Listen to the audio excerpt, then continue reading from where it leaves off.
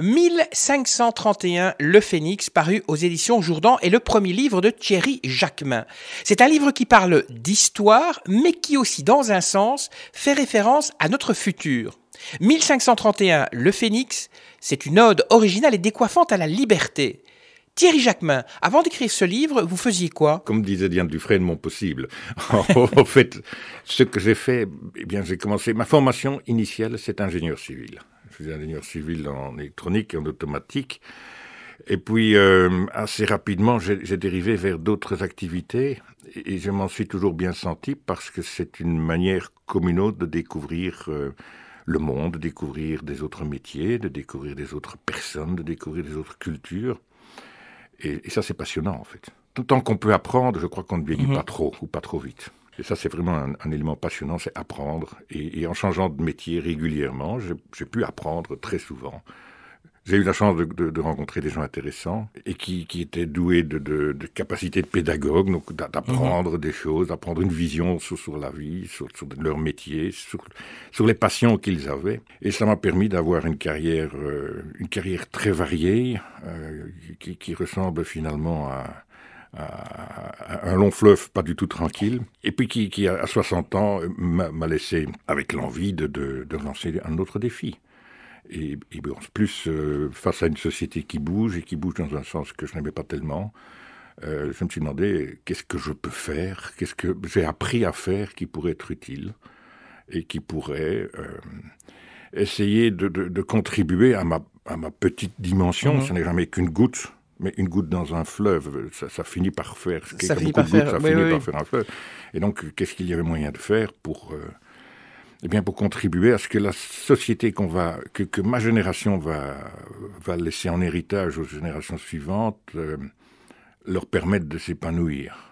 Ce qui n'est pas gagné, d'abord. Dans vos réalisations, c'est quand même intéressant, je pense, à le dire à nos auditeurs. C'est vous qui avez lancé le phone banking en Belgique. Oui. Donc, je n'ai pas inventé ça le n'a rien à voir avec votre phone livre, banking. Mais non. C'est intéressant. Pas inventé le concept de phone banking, mais le premier phone banking à couverture nationale est venu de mon service. Et puis, c'est vrai que dans le même sens, alors j'ai inventé un autre système qui est l'ancêtre d'Isabelle, que les entreprises connaissent au niveau des trésoreries, et qui est le premier système qui permettait, avec un logiciel unique, de se connecter sur l'ensemble des logiciels bancaires et de faire les paiements, d'obtenir les comptes, etc.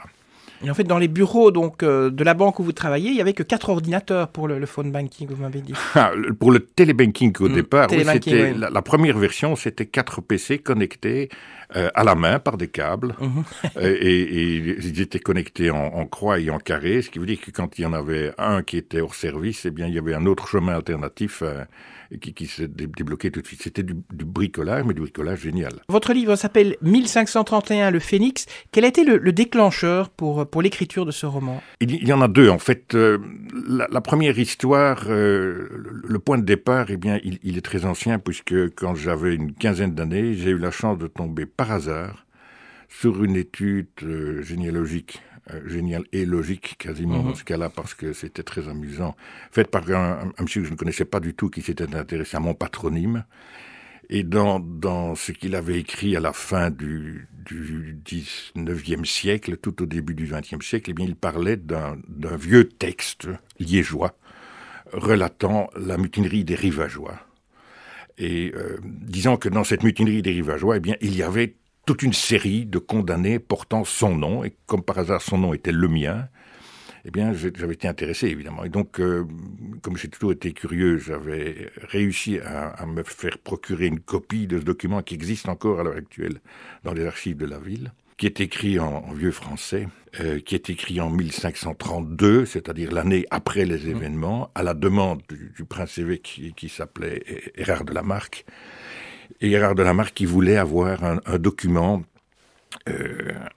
qui était montrable à sa population pour justifier de sa politique répressive, mais aussi pour bien préciser qu'on ne transigeait pas avec la loi dans sa principauté.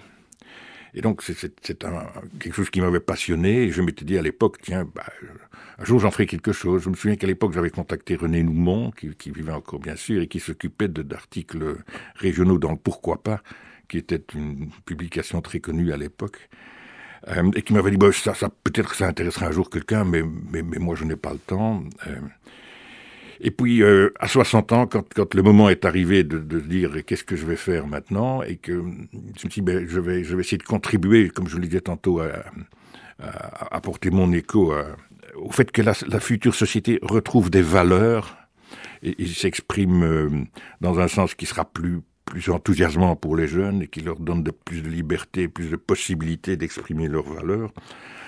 Eh bien, je me suis souvenu de cette histoire-là, qui finalement était une histoire de gens qui se passaient, qui étaient confrontés à une crise grave, une crise dangereuse, qui finalement ressemble assez fort à celle que l'on vit maintenant. C'est une crise religieuse. À l'époque, on ne parlait pas d'islam, on parlait du protestantisme, mais c'était pareil. C'était pareil, on se battait et on se tuait, et il y avait du terrorisme. À l'époque, on ne s'appelait pas comme ça, mais c'était la même chose. Ça s'appelait des iconoclastes, ils rentraient dans les églises, ils cassaient, ils tuaient, ils pillaient. Et il y avait aussi des chrétiens qui se comportaient mal vis-à-vis d'autres. Il y avait de la répression, des meurtres, etc. Donc, il y avait une crise économique qui était très grave. Il y avait une organisation de la société en 1531 qui était encore plus ou moins féodale, qui ne correspondait plus à ce que la population attendait. Donc c'était une fin de cycle, un peu comme nous connaissons aujourd'hui une fin de cycle. Et pourtant, ces gens, au plein milieu du XVIe siècle, ont réussi à faire de leur période une des plus brillantes de l'histoire de l'humanité. Donc c'est un message d'espoir, puisqu'ils étaient dans une mouise pas possible, avec des difficultés extrêmement graves, avec des difficultés de toute espèce économique, existentielle, des difficultés au niveau des valeurs même qui sous-tendaient la vie. Et ils ont quand même réussi à faire de leur période une des plus belles qu'on puisse trouver dans l'histoire. Donc c'est un exemple à suivre. Vous dites fin de cycle, c'est-à-dire ? Eh bien, à l'époque, c'était la fin de la société féodale et le début de la société nouvelle. C'est la Renaissance, on est en plein dans la Renaissance. Nous sommes aussi en fin de cycle.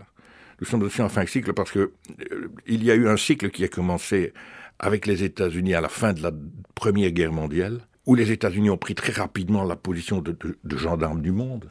C'était là que se déplaçait toute l'attention, c'est là que venait la culture, de là que venaient les découvertes, de là que venait l'économie, de là que venaient aussi les défenseurs de la liberté, en 40, et puis par après, Corée, etc. Et bien, cette fonction de gendarme du monde est en train de disparaître. L'élection du président Trump marque le déclin des États-Unis comme gendarme du monde, puisqu'il se retire du Pacifique, puisqu'il se recentre sur les États-Unis en oubliant le problème climatique, en oubliant le problème, tous les problèmes écologiques. Donc c'est extrêmement marquant. Nous sommes à un moment donné de balancement. L'Occident qui a eu la position centrale, et puis les Amériques après, qui a eu la position centrale jusqu'à la fin du XXe siècle, est en train de la perdre. Et il y a un balancement maintenant vers l'Asie, manifestement. On a l'impression que l'histoire avec un grand H, à savoir le passé et le futur de l'humanité, ça vous interpelle quand même. Ah oui, bien sûr. Mais je ne suis pas le premier à dire que ne pas connaître l'histoire, c'est s'exposer à la revivre. Quand on a des tendances qui sont presque partout observables, de glissement vers les extrêmes, qu'elles sont de droite, de gauche ou religieuses, eh bien, on part vers un système conflictuel de toute façon.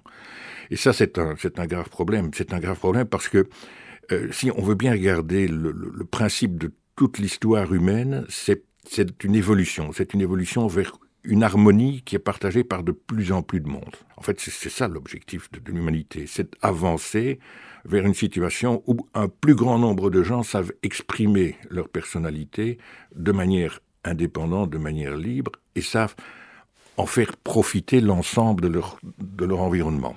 Quand on part dans cette idée-là, ce qu'il faut réaliser, c'est de l'humanisme. Il faut partir vers un humanisme qui est un humanisme laïque, qui est un humanisme religieux, mais qui est de toute façon basé sur des valeurs. Ces valeurs sont des valeurs éternelles. Elles sont maintenant adaptées parce que toute la technologie change le principe même de la vie. Les choses vont beaucoup plus vite. La communication est complètement différente. La notion même de nationalisme n'a plus beaucoup de sens à partir du moment où ce qui se passe à gauche est tout de suite mis sur le réseau, que des tas de gens peuvent en avoir connaissance et peuvent réagir à cela.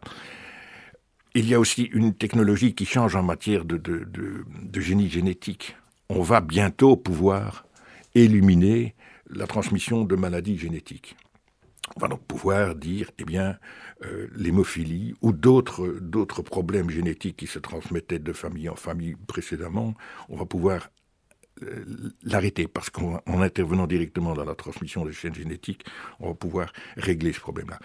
Par le fait même, on va pouvoir intervenir pour faire des gens de plus en plus efficaces. Parce que si on peut enlever les faiblesses, on peut aussi augmenter les forces. Mais dans quel cadre éthique va-t-on développer cela?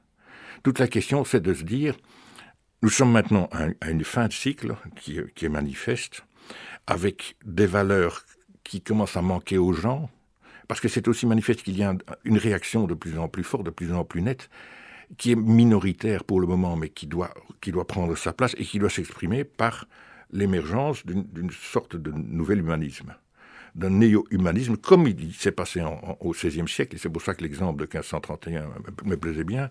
Eh bien, comme il s'est passé à ce moment-là, il faut créer un nouvel humanisme qui tient compte des technologies et qui aussi amène la société à réfléchir à son éthique avant que la technologie n'ait poussé les portes de la question. Parce que jusqu'à présent, le droit international, l'éthique, qu'elle soit laïque, donc étatique ou religieuse, eh bien, cette éthique-là réagit souvent a posteriori. On découvre l'atome, on découvre ce qu'il est possible de faire avec un atome, et puis on dit, et maintenant, qu'est-ce qu'on en fait? On en fait d'abord une bombe, parce qu'il faut mettre fin à une guerre. Je ne prétends pas que c'est bon ou pas. Je dis, on met fin à une guerre, avec en une fois beaucoup de morts, peut-être moins que si on avait continué à se battre avec des fusils, mais la question n'est pas là. Et après, on vous dit, qu'est-ce qu'on en fait? On en fait du chauffage, on en fait de l'énergie, on en fait la possibilité de traiter des cancers, etc. L'idée d'un nouvel humanisme, c'est de se dire, essayons de prévoir à l'avance les cadres éthiques dans lesquels nous voulons évoluer. Et ces cadres éthiques ne peuvent en aucun cas être des freins au développement technologique, mais être des orientations, des guides pour savoir plutôt vers quoi on veut aller, et le savoir à l'avance. Et ça peut se faire de manière multiculturelle. Nous sommes en position de le faire à l'heure actuelle. Vous avez parlé des États-Unis, de l'Asie. Est-ce qu'en Belgique aussi, c'est une sorte de fin de cycle que l'on connaît? Mais la Belgique, c'est un petit pays. C'est un petit pays de commerçants. Comme on dit à Bruxelles, c'est un pays de Zineke, parce qu'il n'y a pas de sang pur, il n'y a pas de notion de grande nation comme on peut trouver en Russie, en Chine, comme on peut trouver peut-être même en Angleterre, qu'on peut trouver peut-être en France, bien que. Mais le principe, c'est de se dire que finalement, appartenir à un petit pays, c'est une chance. Parce qu'on appartient plus facilement au monde entier, quand on fait partie d'un petit pays. Pourquoi? Parce que nous sommes mélangés de cultures. Alors c'est évidemment une difficulté, parce que le vivre ensemble n'est pas facile. Mais quand le vivre ensemble se base sur des cultures qui ne cherchent pas à être hégémoniques, qui ne cherchent pas à s'imposer aux voisins, mais à s'enrichir mutuellement, le fait d'être croisé, d'être métissé est un avantage merveilleux. C'est un avantage merveilleux. C'est un avantage puisqu'on a un pied dans chaque culture, puisqu'on a un pied dans une vision transculturelle et transnationale et transmondiale. Alors c'est un avantage d'être petit. C'est aussi un avantage parce qu'on ne représente pas une puissance et que par conséquent on peut s'exprimer plus facilement, on n'est pas gênant. On n'est pas gênant. Si j'ai un message important à dire et que je suis américain, que je suis russe ou que je suis chinois, d'office je suis coloré. Si je suis belge ou suisse ou népalais, je n'ai pas de problème. Je viens d'un petit pays, alors on va m'écouter avec plus de facilité, je crois. Vous pensez que ça marche bien en Belgique maintenant? On a quand même 3 communautés, dont une qui a quand même un petit peu l'air de vouloir s'imposer aux autres et peut-être un jour de faire bande à part. On ne va pas dire que le modèle belge est un modèle qui fonctionne bien pour le moment. Et en même temps, il ne faut pas non plus jeter l'enfant avec l'eau du bain. Parce que nous vivons en Belgique depuis longtemps avec un patchwork culturel fort. Jusqu'à présent, on a réussi, parfois avec des bagarres de café, mais on a réussi à vivre ensemble sans jamais sortir les armes et sans jamais déclencher des batailles féroces. Alors, ce bon sens, je parlais du bon sens commerçant, je crois que c'est du bon sens du petit pays aussi, je crois que ce bon sens, il faut le garder. Alors, c'est vrai qu'il y a une hégémonie flamande pour le moment, ne pas le connaître serait assez stupide. C'est vrai aussi d'une certaine manière qu'elle me paraît méritée, parce qu'elle résulte d'une plus grande efficacité au cours des dernières décennies. Mais quand on fait un petit peu d'histoire, vous avez compris que j'aime bien l'histoire, quand on fait un peu d'histoire, et bien qu'on remonte un siècle en retrait, on voit que du côté flamand, que je connais bien, je suis bilingue aussi, que du côté flamand, le bon ton c'était de parler français à Gand, à Anvers, à Bruges, un peu partout, parce que il fallait être francophone. Et parce que c'était la langue des seigneurs, parce que les ouvriers venaient en S-Bay. J'ai encore entendu dire cela aux vieux paysans que j'avais dans ma famille quand j'étais tout jeune. Ils hébergeaient dans les étables des ouvriers saisonniers flamands. Et c'était les flamands, enfin, hein, c'était les flamands d'Igat, c'était les flamands des chèvres. C'était tout dire, parce qu'ils logeaient avec les chèvres. Donc, il y a eu une erreur phénoménale de la part des francophones wallons, et surtout des franskillons, c'est-à-dire des francophones flamands, qui étaient arrogants et qui faisaient du français un problème de classe. Alors, c'était encore vrai il y a très peu de temps. Si on va au football à la Gantoise, c'était la Gantoise, c'est seulement devenu Gens par après. C'était de bon ton d'être la Gantoise, etc. Alors, tout ça s'est inversé, parce que comme toujours, quand vous avez moins de facilité, quand vous avez plus difficile à vivre, vous êtes plus courageux, et que quand vous avez plus facile de vivre, eh bien on vit sur ses acquis. Et j'entendais, pas plus tard qu'hier, à la télévision, un entrepreneur flamand âgé qui disait « Dans 10 ou dans 15 ans, ce sera l'envers, ce sera renversé, parce que maintenant, ce sont les jeunes wallons qui font l'effort d'apprendre les langues, ce sont les jeunes wallons qui ont faim et qui ont envie de se développer, alors que les jeunes flamands, eh bien, n'ont plus cette dash et n'ont plus cette envie. » Alors, tout ça, c'est un peu querelle de clocher, parce que quand on est si petit, pourquoi ne pas s'entendre et ne pas chercher à progresser ensemble? Nous sommes ici à Liège. Je tiens par exemple à donner un exemple de cela, de ce croisement qui a toujours été extrêmement présent. Le symbole wallon de Liège, c'est Tiantier. Je crois que tout le monde connaît Tiantier à Liège. Mais qui sait ce que veut dire Tiantier? Quand vous demandez à un Liégeois ce que veut dire Tiantier, la plupart des Liégeois disent « Ah, c'est François en wallon ». Eh bien, François, c'est François. Et pour parler de François à Tiantier, aucun linguiste ne vous dira que c'est possible. Par contre, si vous dites Tiantier, c'est le petit Jean, mais que vous le dites en flamand, Jean, c'est Yann, Jeannot, c'est Janche, le Jeannot, c'est Hutchanche, et avec l'accent de l'époque de Dietz, si on parle encore du côté des fourrons, etc., c'est Tchanches. Donc Tiantier serait flamand. Tiantier n'est pas flamand parce qu'il était liégeois du Limbourg. Il ne faut pas oublier que le Limbourg, c'était le comté de l'Aube, c'était la moitié de la principauté, et par moments, plus de la moitié de la population. Et que jusqu'à la fin du XVIIIe siècle, on pouvait, en tant que citoyen liégeois, demander à être jugé, par exemple, à Liège, en Dietz, en flamand, en dialecte de Pladeuse, en dialecte flamand. Donc c'est superbe. Mais tout cela veut dire que, en fait, rien n'est pur. Allez, moi j'aime bien donner des exemples. Si on prend les grands noms politiques des derniers temps, c'est Kohls, Van der Biest, Onkelings, Van Korenberg. Hein, ça, c'est les francophones. Et si vous allez du côté flamand, c'est Bourgeois, Jambon, Jambon. Et ça, ce sont les flamands. Alors, et même les plus flamands. Alors, vous voyez que tout est drôle en Belgique. Il faut prendre du recul, il faut aussi avoir un peu d'autodérision et se dire qu'en riant de soi-même et en gardant toujours en tête l'humour bien nécessaire, eh bien, on rend non seulement sa vie, mais la vie de tout le monde beaucoup plus facile. Bien, on va quitter Tiantier pendant quelques instants. Votre livre, donc, 1531, Le Phénix, est paru aux éditions Jourdan. Il raconte quoi? Alors, vous n'allez pas tout dévoiler, mais en résumé, il raconte quoi? Alors, très clairement, c'est l'histoire de différentes personnes à différents niveaux de la société qui sont confrontées à une crise sociétale grave qu'ils n'ont pas voulu, mais dans laquelle ils vont devoir se positionner parce qu'on ne peut pas rester neutre.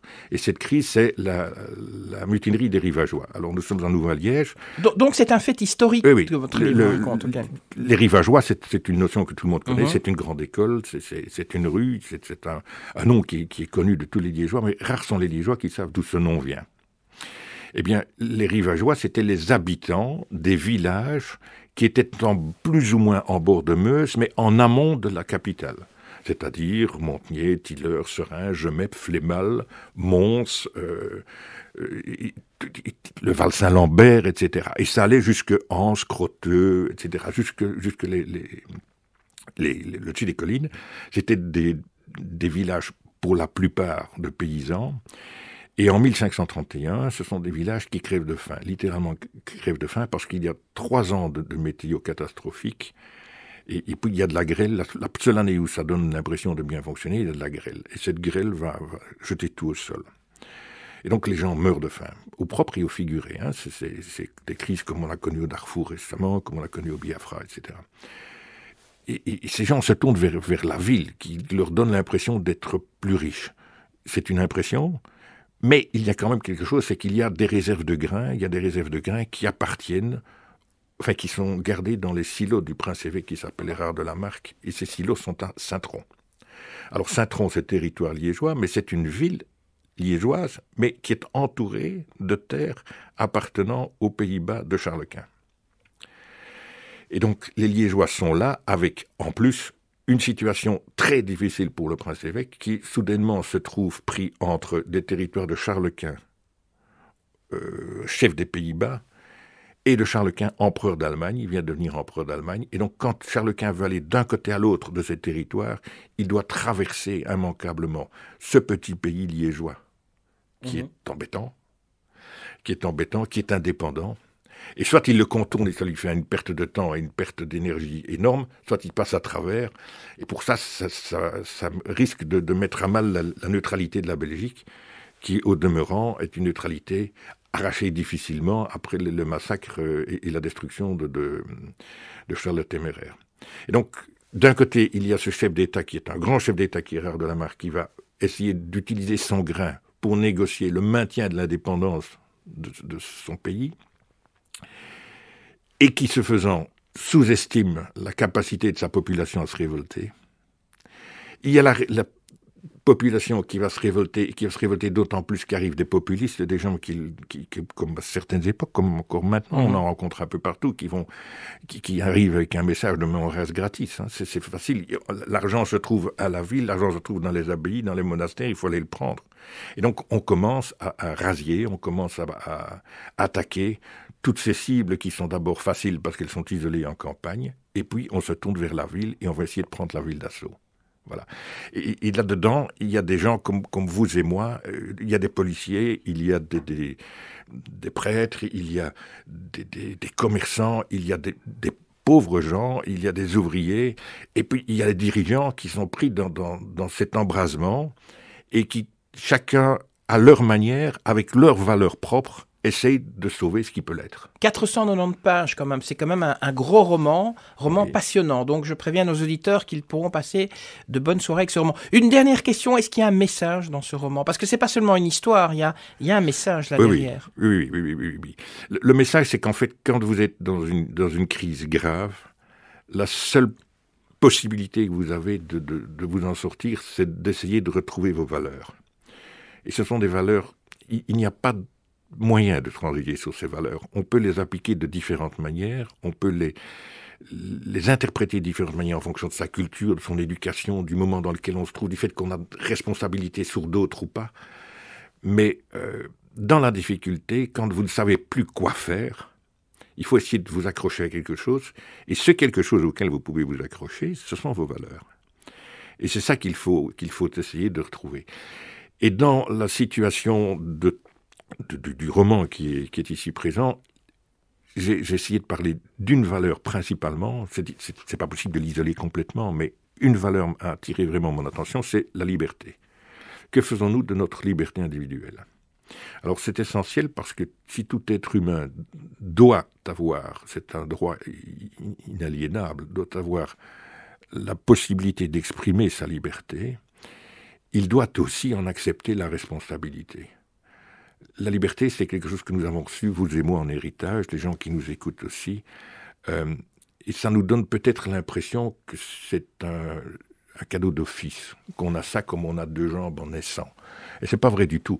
On est libre parce que des générations précédentes, de multiples générations précédentes se sont battues, ont laissé leur sang, leur temps, leur peau parfois, pour essayer que les suivants aient le droit de faire ce qu'ils veulent, d'être libres, de courir et de dire ce qu'ils veulent, de passer à la radio pour s'exprimer sans censure. Et il faut en fait accepter que notre responsabilité est de transmettre cette liberté aux générations suivantes et de faire en sorte que les générations suivantes puissent à nouveau être libres comme nous, à nouveau faire des bêtises et développer des choses intéressantes comme nous, se tromper et puis progresser. Et ça n'est pas si évident que cela pour le moment, ce n'est pas si évident que cela pour les hommes et encore peut-être moins pour les femmes de la société. Alors je ne veux pas revenir dans l'affaire Weinstein parce que je trouve qu'on en a fait beaucoup, à juste titre au départ et puis avec des excès comme toujours. Plus profondément, j'ai envie que les filles de mes filles et les filles des gens qui nous écoutent aient aussi l'occasion de s'exprimer, de faire les études qu'elles ont envie de faire, de prendre la place des hommes si elles le méritent, et de décider de leur avenir indépendamment de pressions autres. C'est vrai pour les femmes, c'est vrai aussi pour les hommes. Nous devons faire en sorte que nous puissions continuer à avoir, par exemple, une démocratie qui fonctionne et qui fonctionne mieux que maintenant. Et quand on s'en va vers des extrêmes droites, des extrêmes gauches ou des extrémismes religieux, on prend un chemin qui est un chemin liberticide. Et donc, toute la question, c'est la question qui est exposée dans le livre, qui est abordée dans le livre, je ne donne pas de solution, je ne fais que poser des questions, c'est dire, et toi lecteur, et toi lectrice, jusqu'à quel point accepterais-tu qu'on rogne ta liberté avant de commencer à réagir? Et si tu réagis, comment vas-tu le faire? Alors c'est une question que je me pose en tant qu'écrivain, que je me pose en tant que citoyen, et que j'essaie de poser de manière amusante, parce que lire, c'est d'abord, ça doit d'abord être un plaisir. Il faut d'abord qu'il y ait une histoire, il faut d'abord que les gens aient envie de tourner à la page suivante et de passer au chapitre suivant, mais ça n'empêche qu'on peut exprimer un certain nombre de questions fondamentales. Et cette question de la liberté me paraît aujourd'hui fondamentale. Jusqu'à quel point sommes-nous d'accord qu'on parle en notre nom pour faire un certain nombre de choses? Est-ce qu'il est logique, est-ce qu'il est acceptable que l'on renvoie des gens, ou qu'on prenne le risque de renvoyer des gens vers un pays dont on sait que la gestion interne est sujette pour le moins à caution terrible? Ça, c'est une question qu'on peut se poser. Jusqu'à quel point est-ce qu'on accepte cela? C'est un exemple. Et je ne flagrante personne en disant ça. C'est un problème, le problème dont je parle est un problème extrêmement complexe qui doit se régler au niveau mondial et pas au petit niveau belge. Mais quand même, jusqu'à quel point accepte-t-on les choses? À partir de quand est-ce qu'on peut dire ceci ne fait plus partie de ce que ma liberté d'expression accepte? Voilà.